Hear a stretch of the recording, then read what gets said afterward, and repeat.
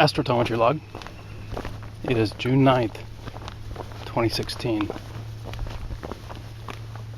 It's been 3 years and 3 days since I posted a blog entry on Astrotometry.com, and I wanted to get back around to that project, which ended very differently than I'd hoped. I want to sort of explain what happened with it and talk about the future of Astrotometry.com and astrotometry in the context of the things that have happened since my last public log about Stargate and the Martian. And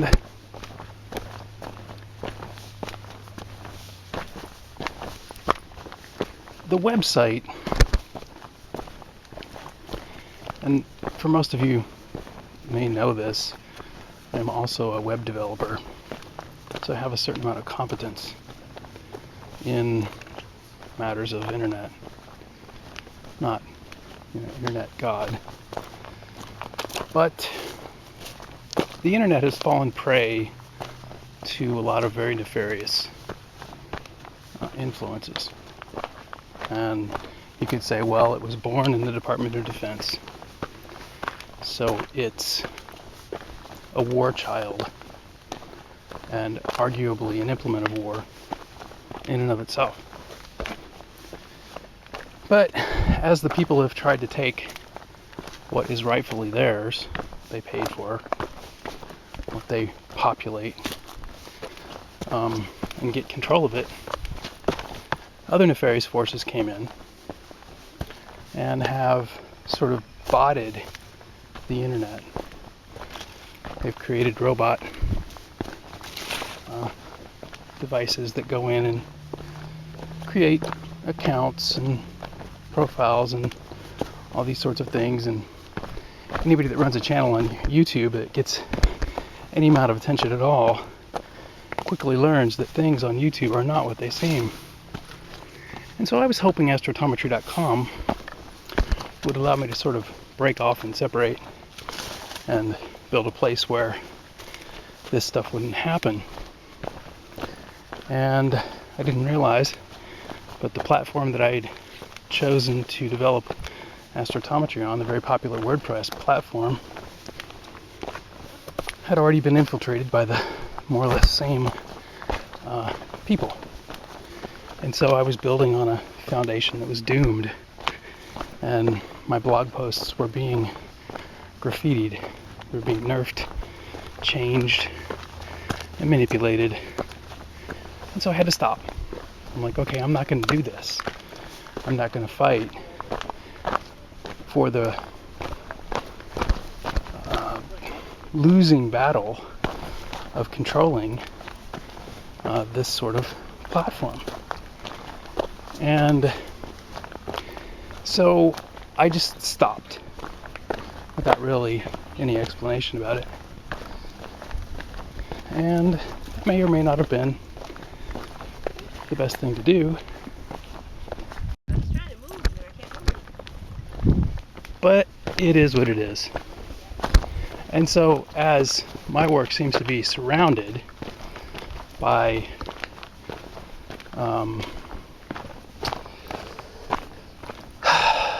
interested parties who don't really even understand the root of their own interest, in other words, sort of robotic agents, whether they're completely electronic or humans being manipulated and puppeted into behaving a certain way.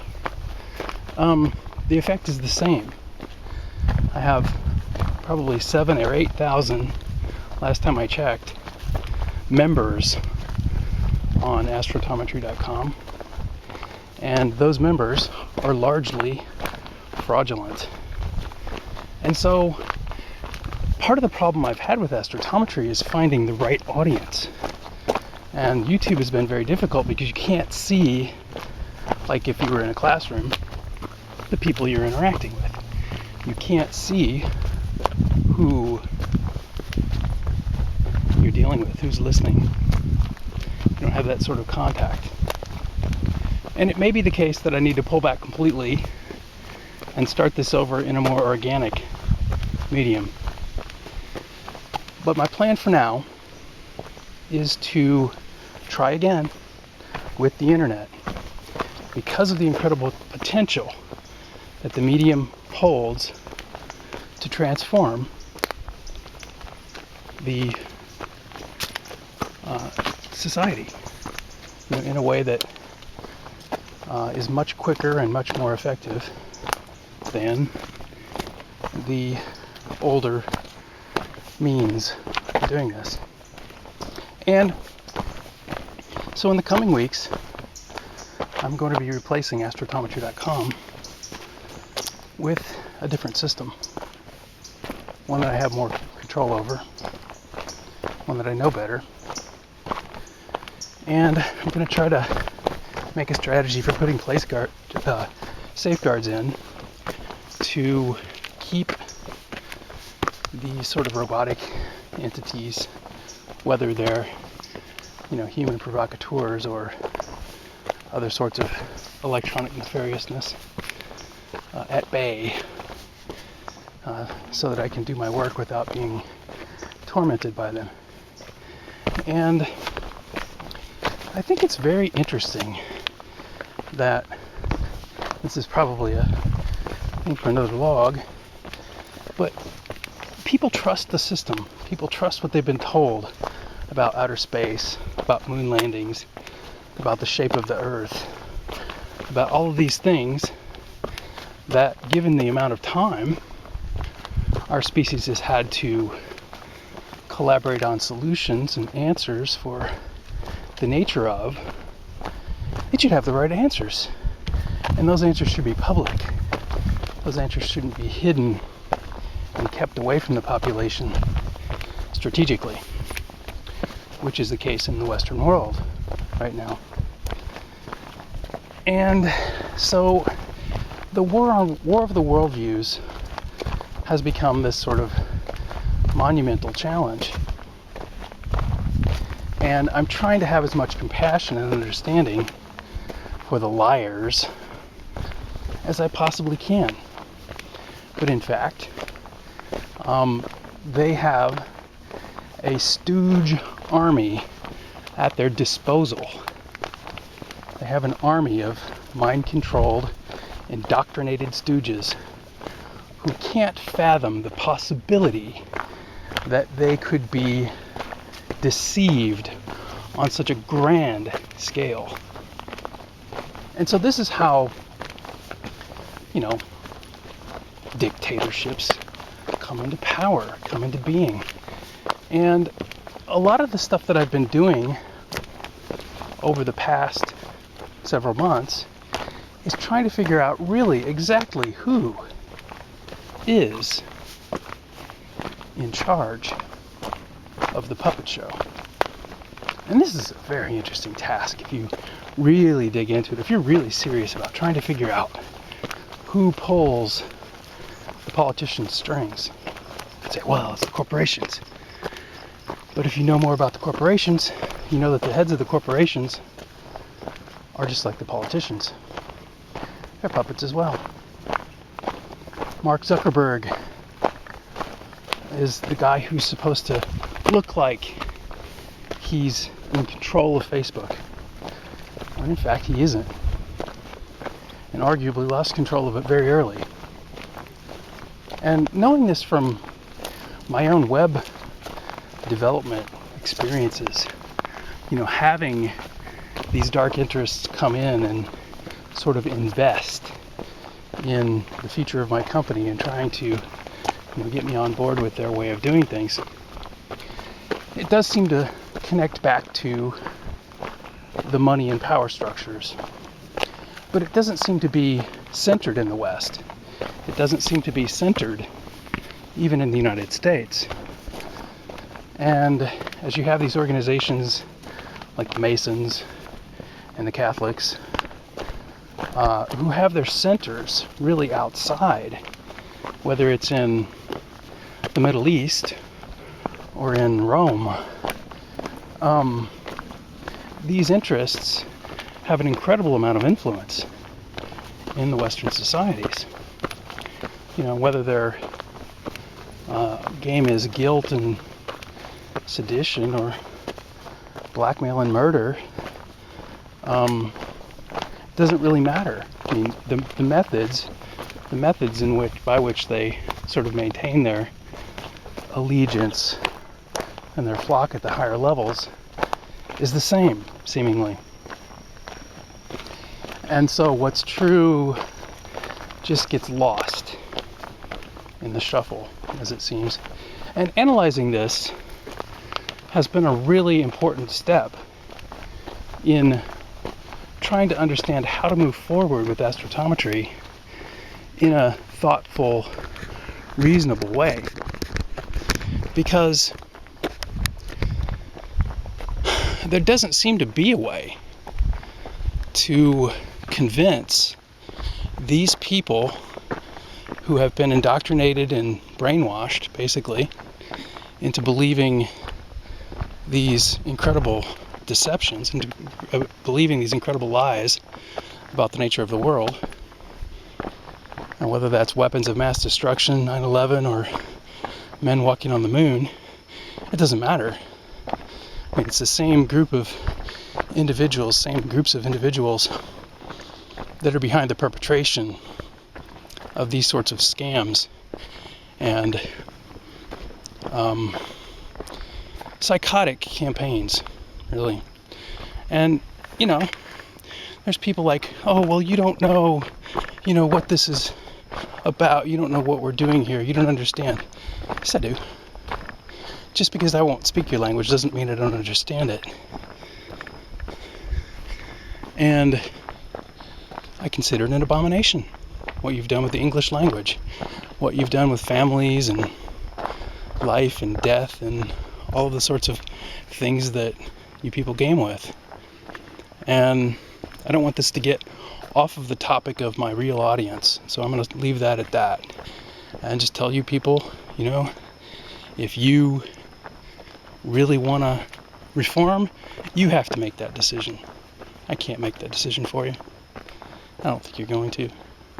And I don't think you have any idea about the true nature of the world and where you're going and how you fit into it. I think a lot of you, if you did understand that, you'd kill yourselves. So I'm just going to leave that there. Anyway, so I'm pretty happy with myself, being where I am with all of this. And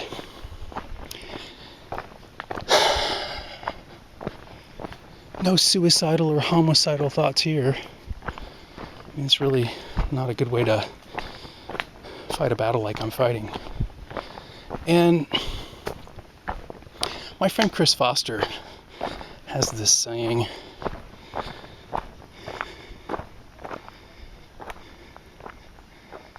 that fighting for peace is like fucking for virginity.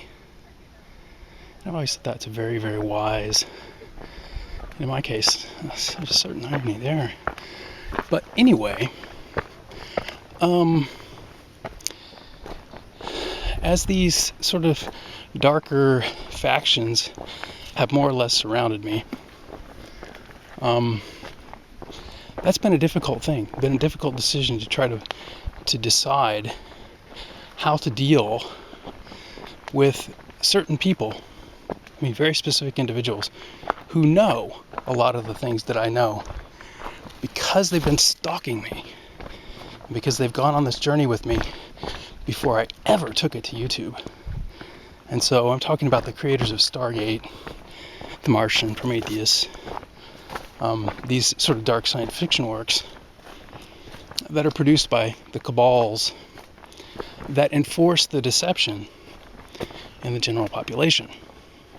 They create these space illusions to, in a sense, distract from the reality that no one seems willing or capable even of approaching with real scientific methods. And you have the Flat Earth Society, one of the things that I've been looking at recently, who maintains all of these truths about the inconsistencies in the geocentric in the heliocentric globe model. These people have collected up all of the dirt, in a sense, on the moon fakers. And I don't think the Flat Earth Society people really understand why the globe model was pushed so hard, and why they were pushed to the fringes, considered to be crazy. And just to be clear, I'm not a member of the Flat Earth Society.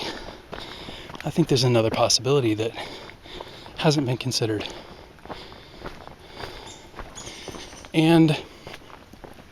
Or is lesser considered. I shouldn't say it hasn't been considered, because there are people who have considered it, who did learn about it, and of course it changed their lives.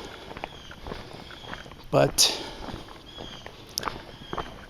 the Flat Earth Society, I don't think realizes, at least I haven't seen anything from Eric Dubay, I'll link his channel in the comments, who is an incredible researcher who's done a really, really good job of sorting out the truth from the fiction in the War of the Worldviews, as it were.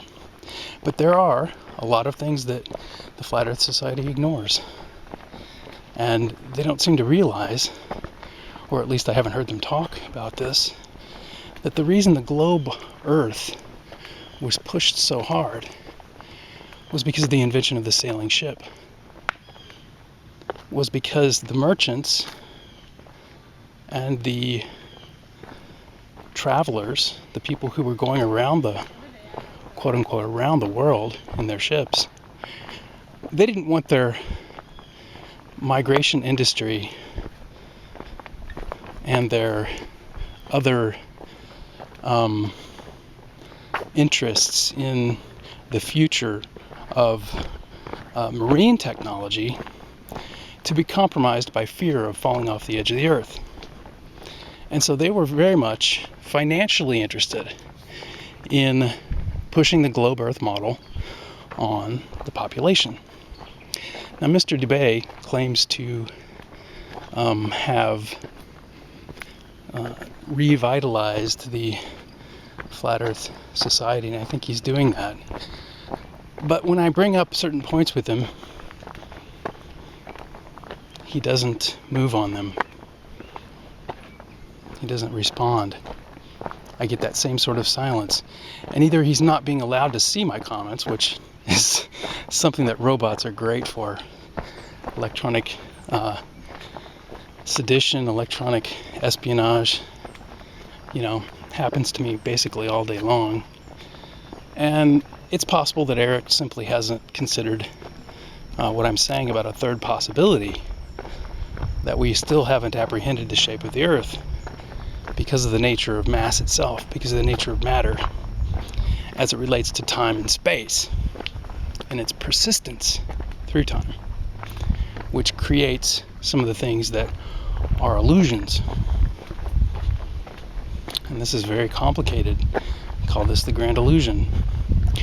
But I haven't touched on the Earth's shape in astrotometry for this very reason.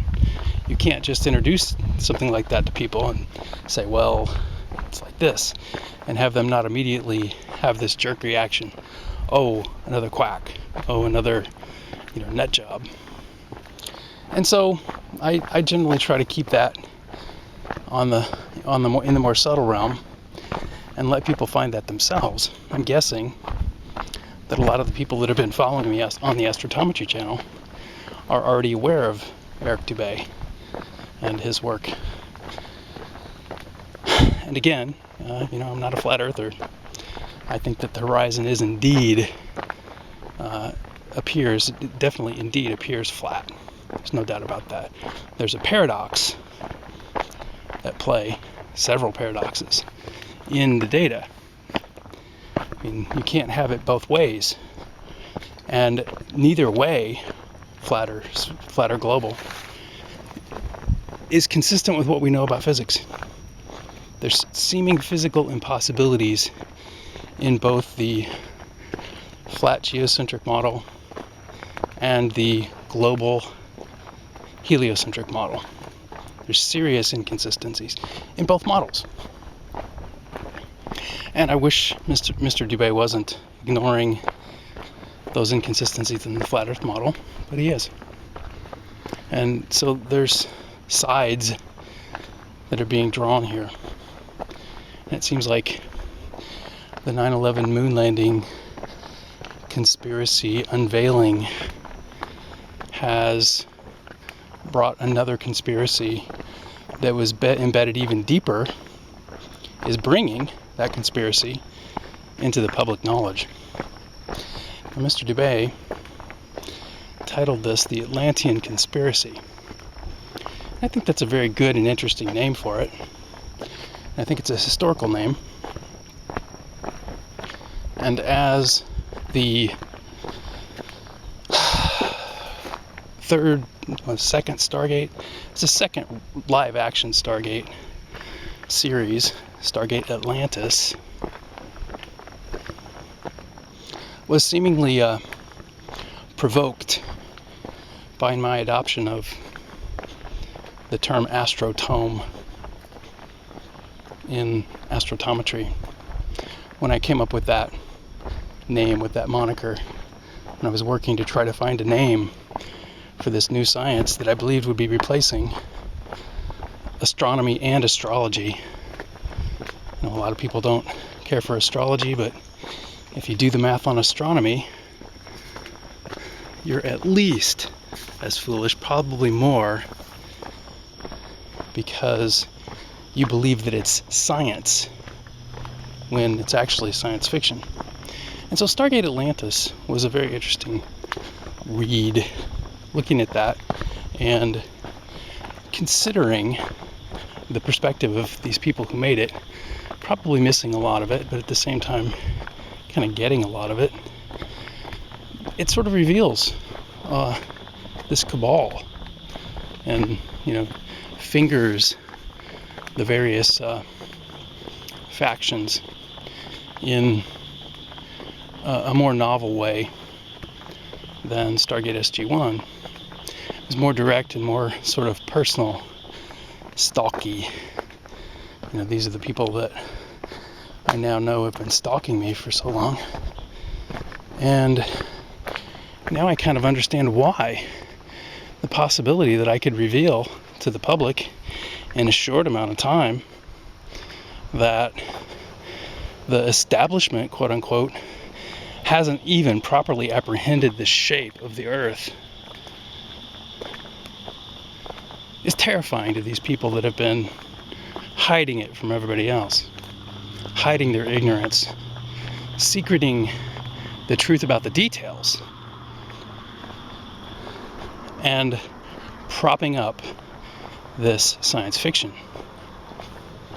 And it's interesting. I find it very, very interesting to have gone on this journey. I mean, you don't have to really worry about me giving up permanently on astrotometry because I've been working on it since 1986.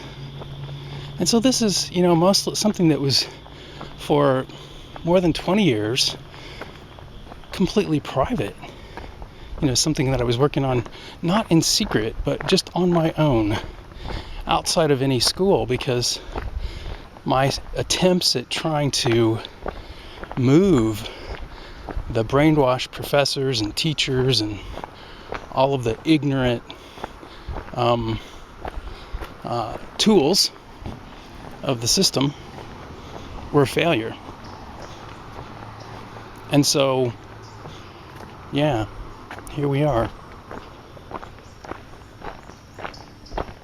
But the players in this are the usual suspects. And if you look at the correlation between the moon landing fraud and the Masons. That's pretty clear correlation there. It's a pretty good bet that they're the ones who police public perception about what that's all about. Another thing that I've done since my last log is watch Stargate Universe, and also a documentary on Ken Casey and the Merry Pranksters that was put together by the History Channel from film that he took and hoped to make into a documentary. And so the History Channel acquired this footage from Ken Casey and his journey on the Magic Bus. And after watching it, I realized that he was definitely one of the characters that was being referenced by the Captain Kirk character. And his brother used to have this thing, sort of ritual, as Margaret Fabrizio causes it, where they would go and watch Star Trek at his brother's house. This was when it was still being broadcast, when it was being made. And I don't know what Casey knew about this.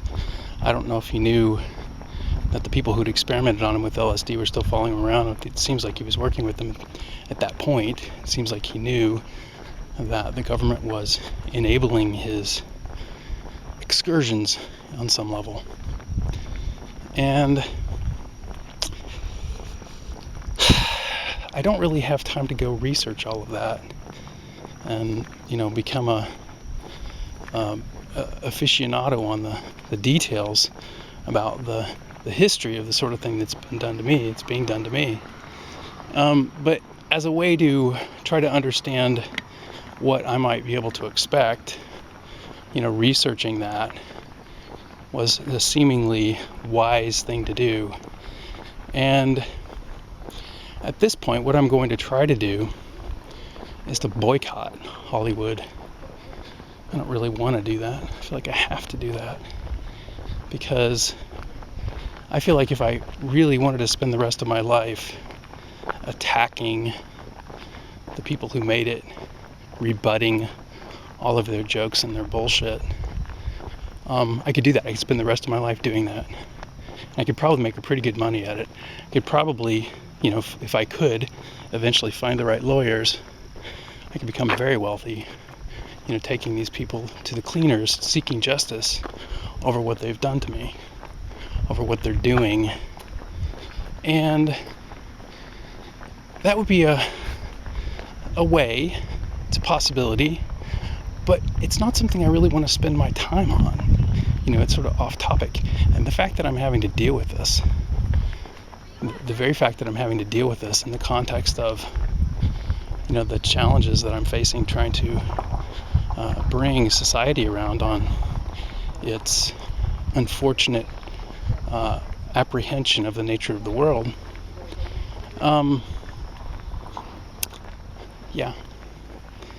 it's a serious setback to have found this crap that's been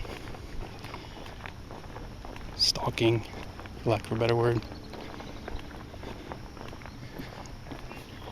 Time will tell. I'm not going to give up, and I've got a lot of patience with this, with long-term patience. So in time, there may be a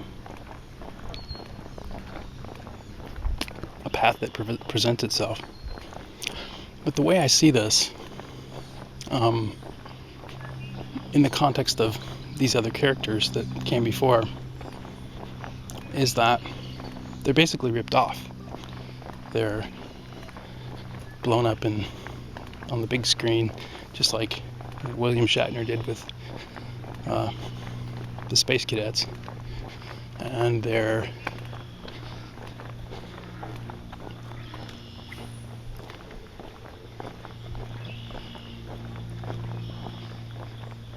stories, their real stories, are rewritten later by something like the History Channel that disrespects the most important stuff that's been collected up and hidden by the cabal. So you've got the cabal that's collected all this stuff up and hidden it, and then they take Casey's work, they slap it around, make him look like a fool, basically, make them look like fools. And then, they've got, the Captain Kirk franchise, got the Star Trek franchise, they got the Stargate franchise. So yeah, you people, guess what? You're being called on it in a very, very serious way. And I can't imagine that when people find out what you're really doing, they're not going to come for your heads. And they're going to find out. So anyway, back to the class. So if you look at it from the perspective of myself,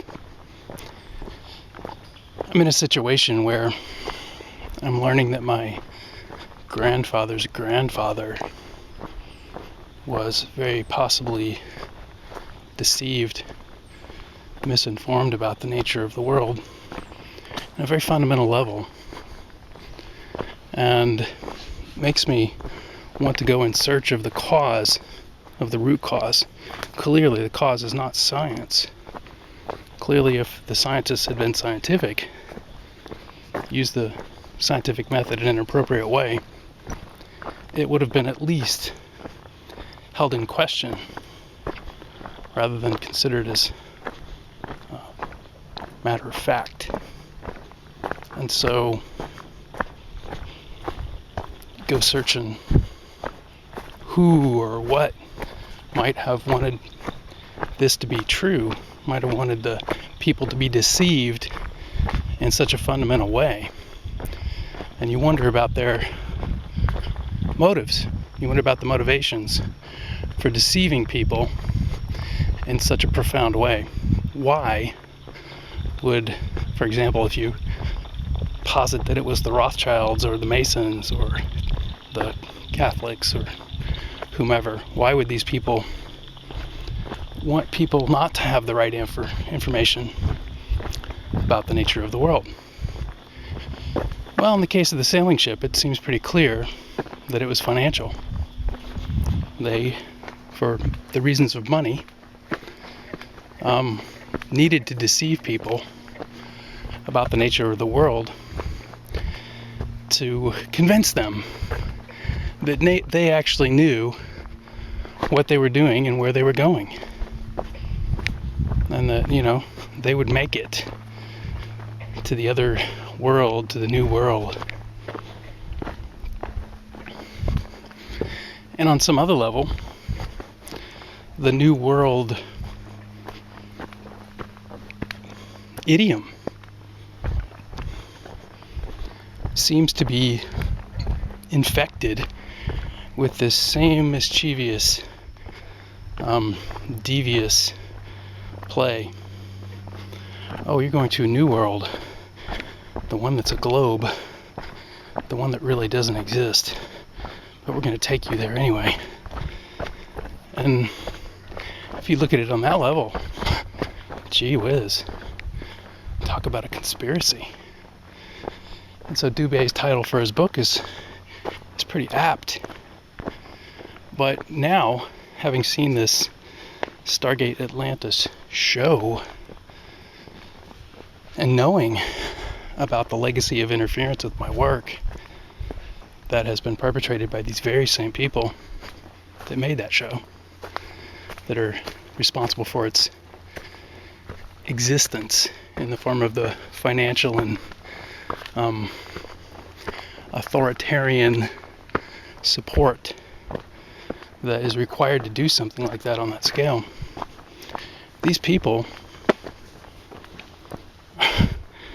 pretty evil people.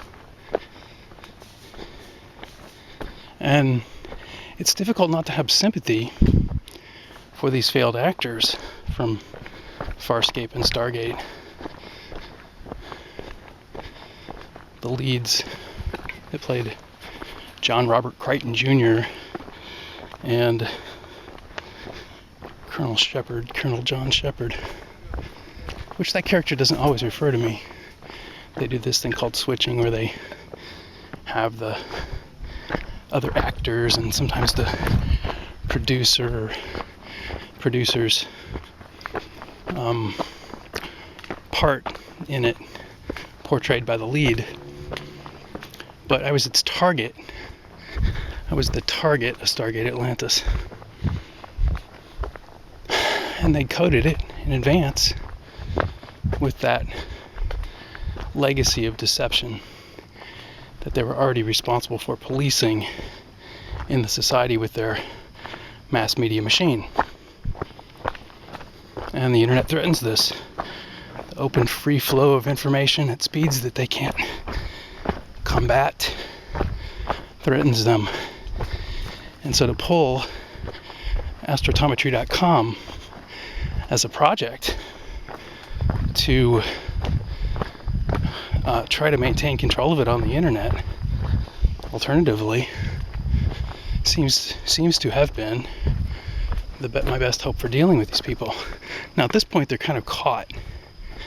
They realize, at least some of the producers of the show, I gather after watching Stargate Universe, that the two main executive producers of the show realize that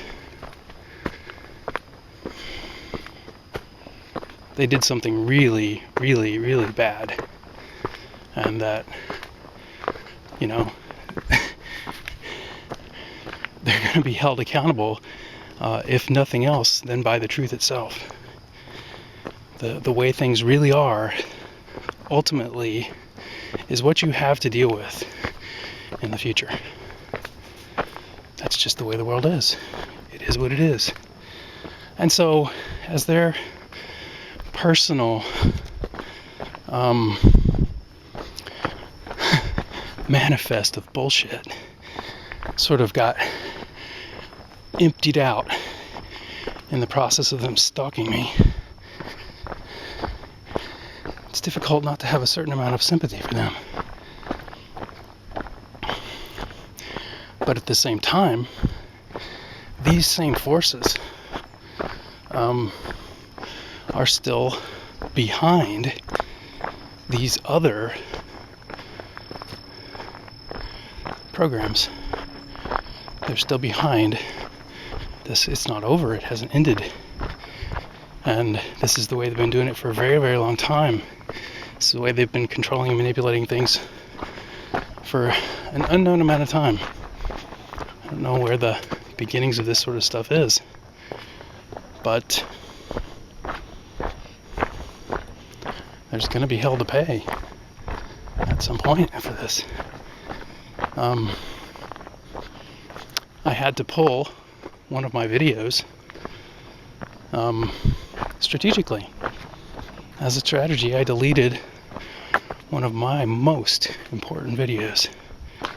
And of course, anybody that saw the video and the description of the video and the other supporting information that goes along with it would just scratch their heads. But these guys, they threw up their arms. They're like, okay, this guy's got it.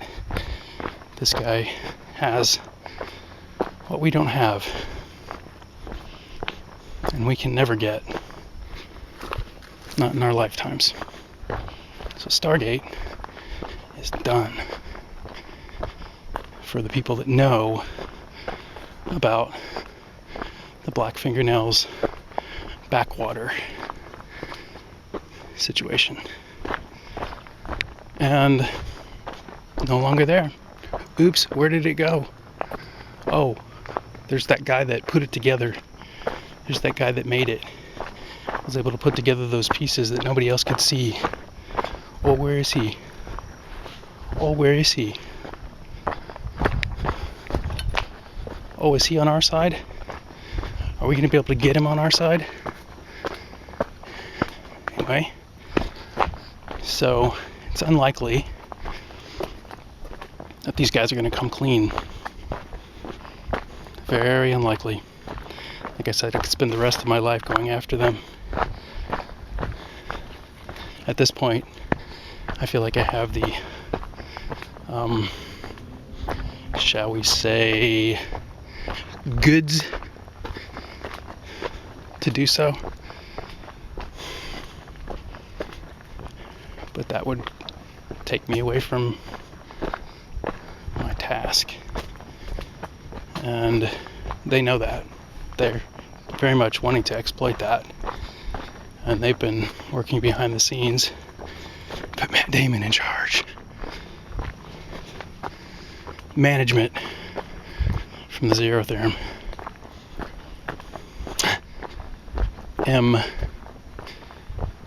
Yeah. Looks like it. And so, when you can print money, you just claim to own all the land, and you're not accountable to anyone for anything, to the tune of $8.5 trillion in unaccounted for Department of Defense expenditures in the United States. What? Oh, I got a robot army. And it's gonna help. That's their attitude. And so, it's only a matter of time, really, before somebody pulls the plug on it.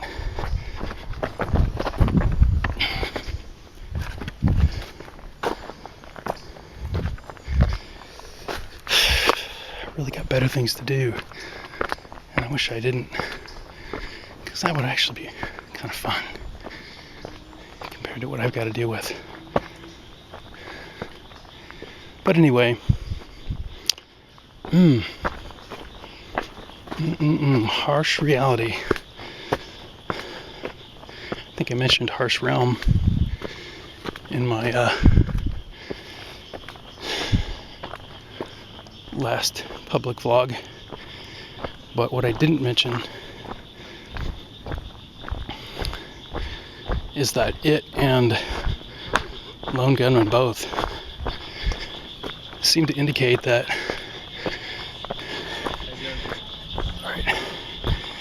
that 9/11 started out as a wargaming scenario inside the Pentagon. In other words, they were just trying to do the numbers.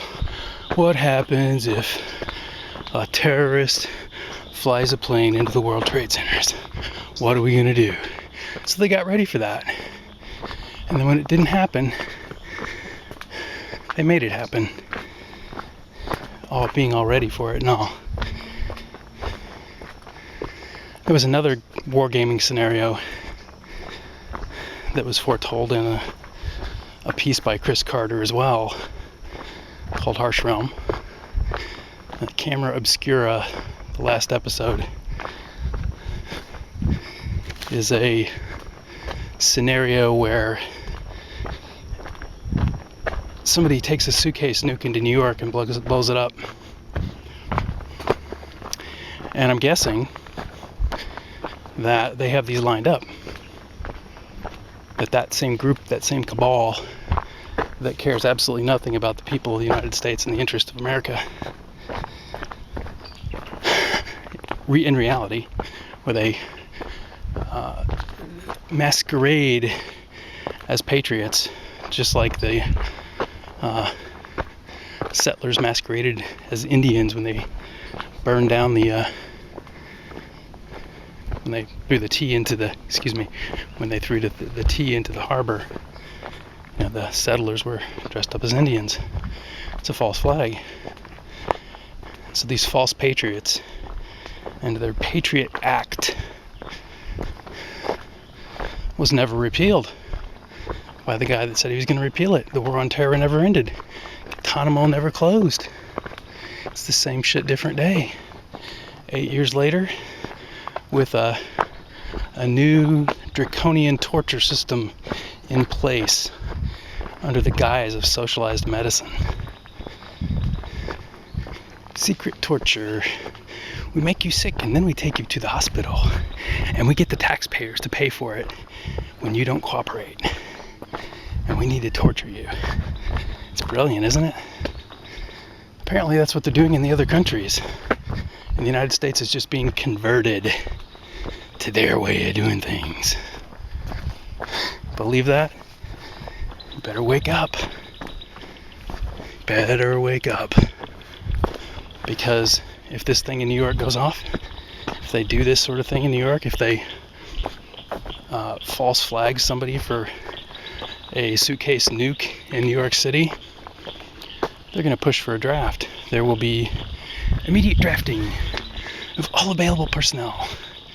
And this is how they clean up when a leak, like the moon landing fraud or the 9/11 fraud or all these things get out of control. When the people know the truth about it, what do? You got to stop them from knowing the truth. Otherwise, they're going to come after us. Yeah, you're not going to stop that. So anyway,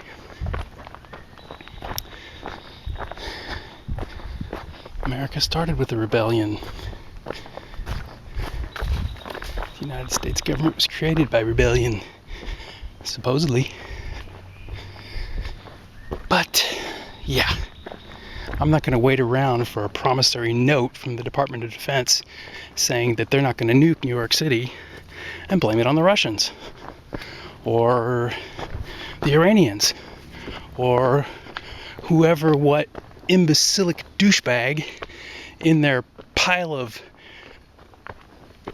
intellectual waste that they call a think tank tells them they should do. Not going to do it. Not going to wait for them to reassure the U.S. public that they're not going to nuke New York City, just so they can start World War III and cover up all the stuff that's been revealed about their cabal. Not going to wait for that. Sorry.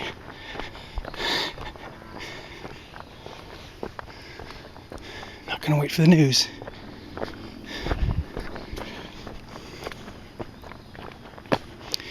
So, yeah.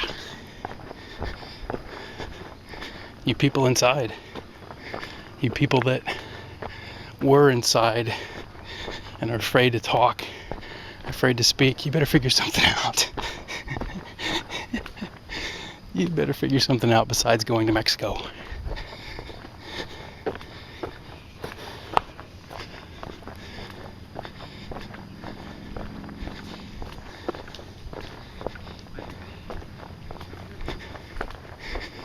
Because Trump's going to build a wall between the U.S. and Mexico, right?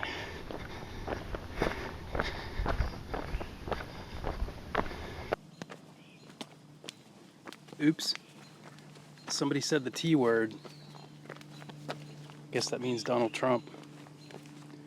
My battery on my camera died, so I'm having to use my phone now. I don't know if the audio quality is going to be any good, but I want to go ahead and finish this out. I've been trying to avoid the politics, and that's not always possible in jobs like this.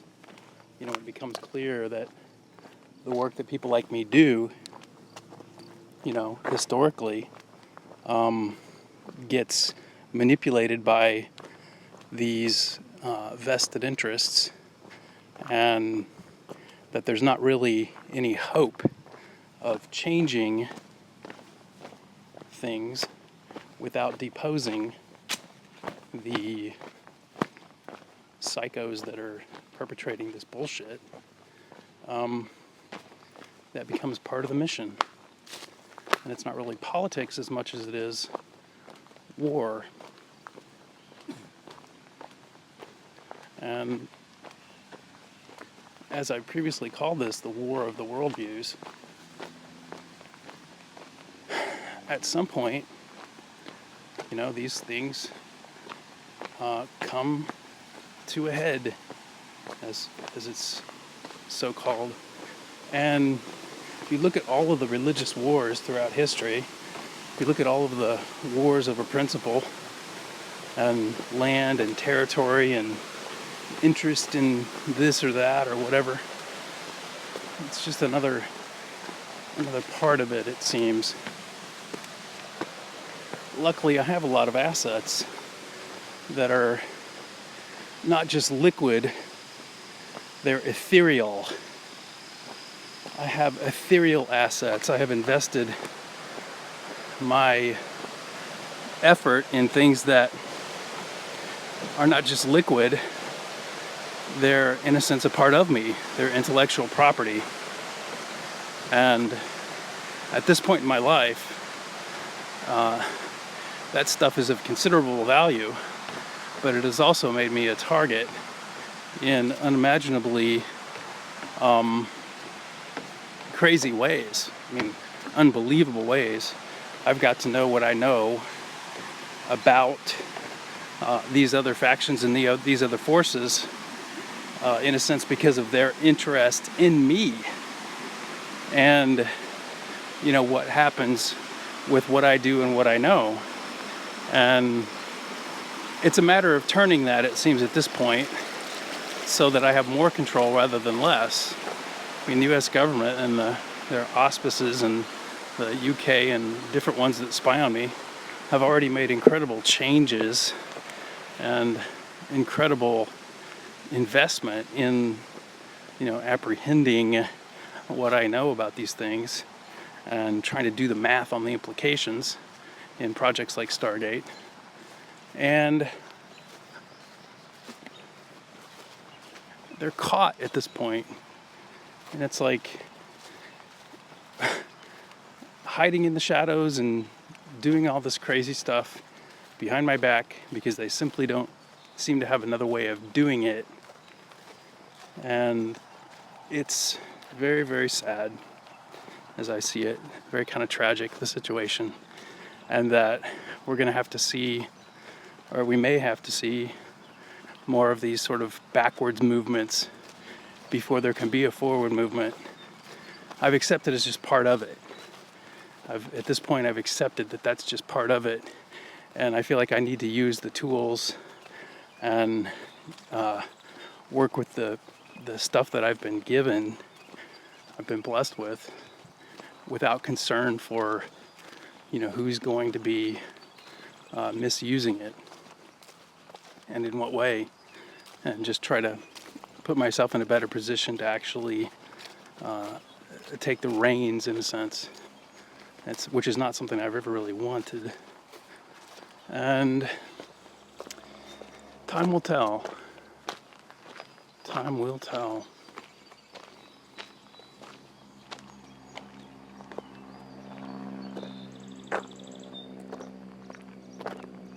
Time is not what it seems.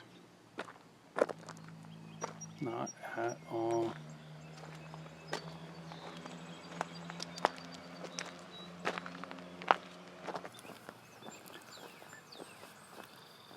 So in other news, Matthew Siegel graduated from CIIS with his degree in cosmology and consciousness.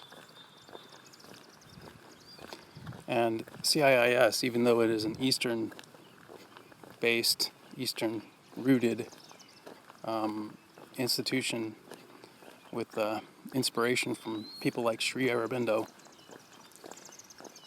it's funded by the Rockefellers. And as Stargate Universe, SGU, was following the adventures of Colonel Young,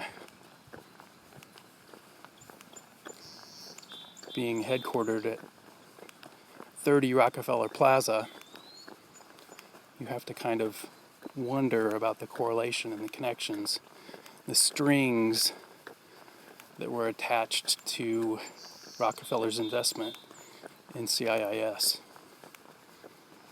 SGU.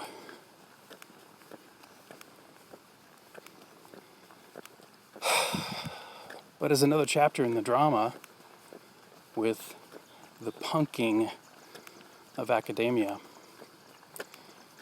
You get to see at least I get to see a little behind the scenes of how these people that are put into positions of being mouthpieces and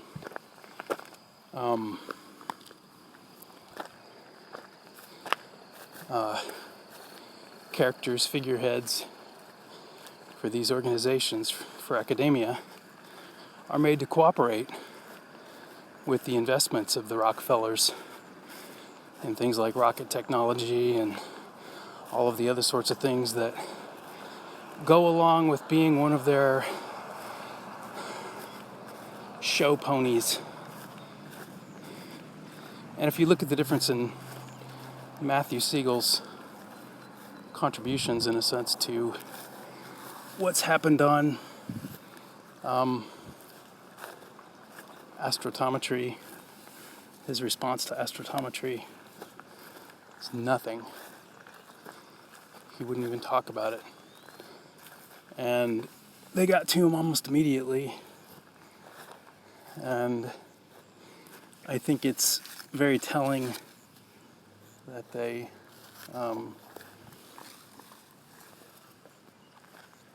have shut him up, basically, on all of the stuff that he was talking about back when he first came to YouTube.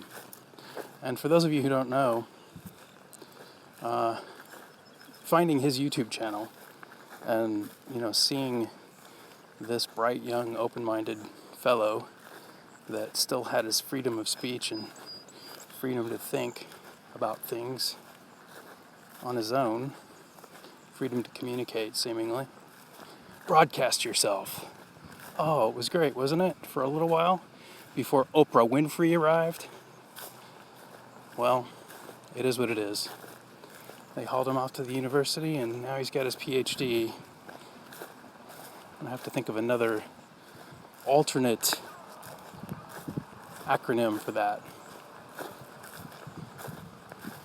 It seems like if you had your faculties about you in the realm of philosophy, you wouldn't sell your tongue for the sorts of stuff that he sold his tongue for.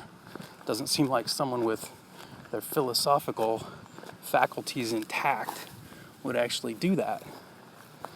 And I realize that's a pretty serious attack, but I really do still very much care about him, even though I hold very little hope for he or academia. And he's sort of case in point for what goes wrong. If you look at what happened to him, it tells the story right there. Before he was even 30 years old, the mainstream media was milking his life. Just because he was young and talented and had a future, and here's this bright star. And what are we going to do? We're going to exploit it. We've got the system already in place to exploit it. Not for good,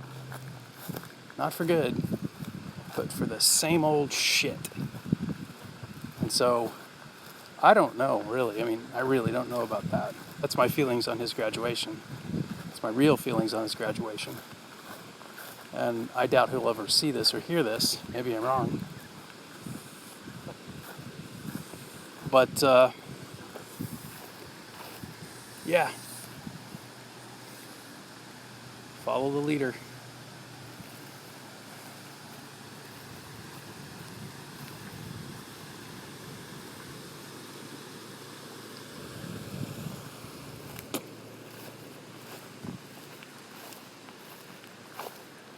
I can't imagine he's in a position to understand Stargate Universe. And whatever, even with his level, he probably will someday. He'll probably maybe figure it out someday. I think that he thinks that I had something to do with it directly. And I've shown him some stuff about it. And I think he thinks that I'm responsible, and I'm not. That's something that was already following me when I came to YouTube, when I opened my YouTube channel. And the floodgates on the mainstream media opened on YouTube. They were acquired by Google. I think Oprah was the first big, mainstream thing to try to take over YouTube, to try to move into YouTube, and, it is what it is. These people are branded by these megalithic interests and, kept in stables like animals. And, they're trying to do the same thing to me. They're still trying. I keep resisting. And I'm not going to keep my mouth shut about it. And it's got to change. What's happening must change. There's no choice. There's really no choice if you know what the world is really about. I mean, if you don't change, the world will change you. That's just the way it is. The truth is, you can't change the truth by lying to everybody about it. It doesn't change the truth. It doesn't change who and what you are. It just makes your situation and their situation worse. When it's concerning things that are important to everyone. Deluded, these psychopathic money fiends, power-hungry monsters.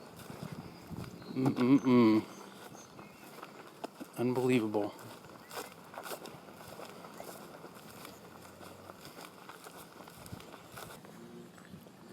In more recent news, on Tuesday, I exchanged comments with a YouTuber that goes by the name of Stay Smart on the topic of CERN and something called the Mandela Effect. And he was wrangling with a YouTuber by the name of Photohelix, who has proposed that the contents of books and sort of stuff like that, the Bible even, was being changed by the stuff that's going on at CERN. And this seems like an incredible stretch. And for the people who know about the nature of the multiverse, who actually know about the quantum mechanical experiments and the sorts of things that the builders of the particle accelerators were studying that led them to things like the many-worlds interpretation of quantum mechanics and Einstein's hidden variable interpretation of quantum mechanics. For those of you who know about that stuff, the world really isn't what it appears to be. And devices like CERN are indeed capable of moving people and things and stuff like that around in the various manifestations of the universe, in the various worlds, among the various worlds. Now, don't get me wrong, I don't think that it's the capability or the intention of the people at CERN to use that device to change what's in the Bible, to change the history of the Bible. I don't think that's their intention. I definitely don't think they're capable of doing that sort of targeted work. But what they're studying has exactly that implication. The implications of what they're doing with CERN, the covert activities that are going on there, are exactly that. They're messing around with time streams. They're messing around with the nature of our reality on a level that, if they're honest with you, the ones that are honest with you about it, they don't even really understand. They argue about it. There are 7 different camps of quantum mechanics. And the camp of quantum mechanics that is the predominant camp at CERN is the camp that was most convenient to their budget. It's the camp that is the one that makes the most sense from the perspective of where they get their money and how they do their business, which is largely funded by covert government projects with an interest in the implications of their research that is kept secret. And there's this seal of philanthropy about trying to understand the true nature of the universe and the secret of the Higgs boson and all this sort of double-speak bullshit that goes on in the headlines that covers up the truth about what they've really discovered, because they don't know what to do about it. The truth is they don't know what they're doing, and they're doing it because they can, not because they should. And this thing called the Mandela Effect is very real. And mystics know about this. And it's the core, this knowledge is the core of Hermetic magic. Because in the concept of Hermeticism, you seal yourself away from, you have an inside and an outside of yourself and the rest of the world. And you create this seal, and you change things within the seal, and then you break the seal, and then things on the outside have changed. You've changed the outside world by changing the inner world, but with this Hermetic seal. And this concept of as above, so below is the translation of the Emerald Tablet, the Thoth Emerald Tablet. That was Newton's interpretation of it, was as above, so below. And this, this device, it's not at all what it seems to be. And so Stay Smart was trying to get Photohelix to rescind his claim that the Word of God in the form of the Bible could be in any way fouled. Stay Smart's faith in God was that, the Bible is indelible, infallible, and all this sort of stuff, and he believes that. He didn't know, or he doesn't realize that the extent to which he's been deceived. And so I unloaded all this stuff on him in a very calm and friendly way. And shortly afterwards, he had deleted some of my comments. I'm not sure that he did it on purpose, because he was actually very thankful for my comments. He was very good, very nice about it. But then he deleted the video, and then he deleted his entire channel. And I think this is sad, because this is a guy who was, I think he was seeking the truth, and maybe he realized that he wasn't coming from a place of truth. I'm not sure about that, but I think he may have realized that he'd been deceived and that he wasn't coming from a place of truth, and that he'd said something about his former friend, Photohelix, that he'd regretted, and so he deleted it, and then he took himself off of YouTube too. So I think that's all for the news, the news on my end, and I hope everyone that has supported me over the years is doing well, and I think about all of you a lot, the ones that I've been in communication with. I think about you a lot. I'm sorry I haven't been in touch.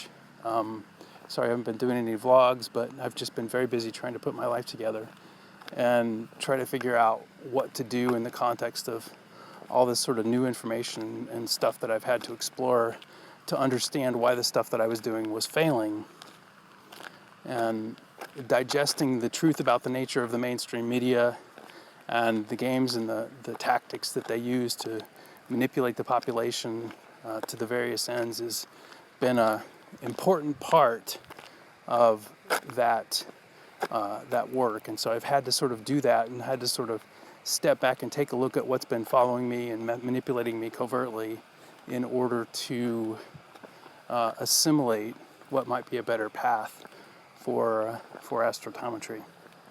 So thanks again.